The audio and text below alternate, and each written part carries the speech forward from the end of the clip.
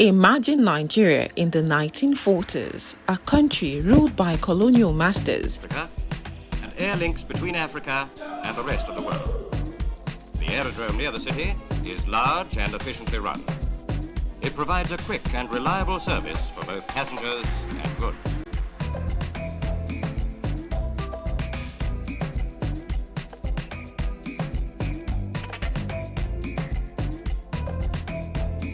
Where women's voices were hushed, where politics was a man's game.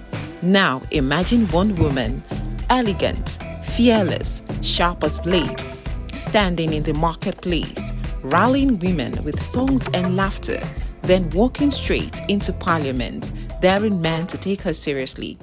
That woman was Margaret Ekpo. But behind her striking Ankara wrappers and her fairy speeches lay stories history books rarely tell, of resilience, loss, fashion, strategy, and even imprisonment. This is not just a biography. This is a story of the lioness who roared in silence so Nigerian women could one day speak freely. Hello and welcome. This is Echoes of the Past with Amaka Niji. Born July 27, 1914 in Creektown, Cross River, Margaret Ekpo's childhood was marked by loss. She lost her father, a churchman, early on. Yet her widowed mother insisted she continue school. Margaret's mother sold fish to keep her daughter in school. It was from those market trips that Margaret first learned the power of women's solidarity. Margaret trained as a teacher and in 1938 married Dr. John Ekpo. But history often disguises destiny. While her husband worked in hospitals, Margaret sat on medical meetings. She noticed something disturbing.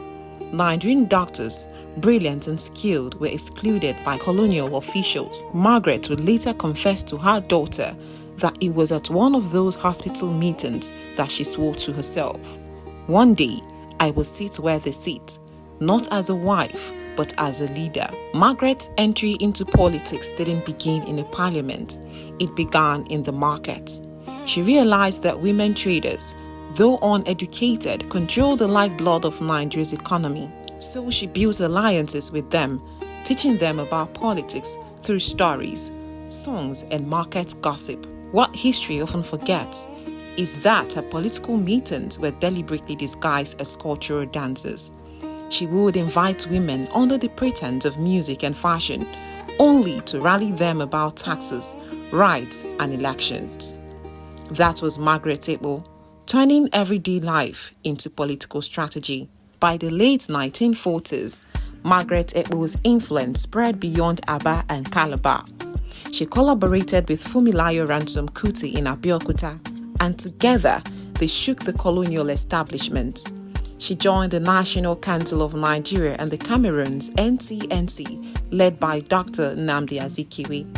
But unlike many politicians of her time, Margaret carried women to the heart of politics. In 1953, when she led women to a rally in Enugu, over 3,000 market women showed up in matching headscarves.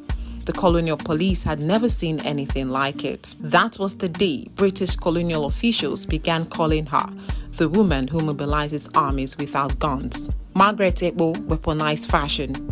She believed that a woman's wrapper was her armor, and she wore hers with deliberate flamboyance.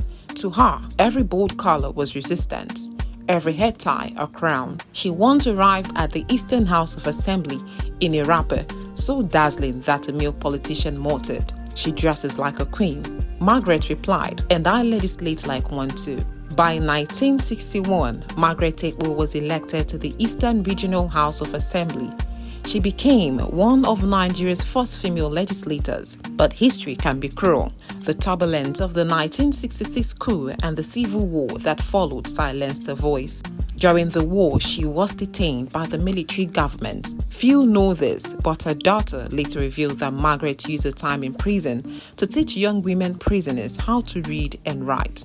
Even in chains, she empowered. After the war, Margaret Ekpo withdrew from frontline politics, but she never stopped inspiring. In 2001, Calabar Airport was renamed Margaret Ekpo International Airport, a permanent reminder that she took Nigerian women from the marketplace to the legislature. Each of these women walks on the path Margaret cleared. Margaret Ekpo lived until the age of 92, passing away on September 21, 2006.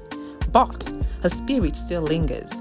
In every ballot cast by a Nigerian woman, in every political meeting where women sit at the table, and in every marketplace where women raise their voices without fear. She was not just a politician.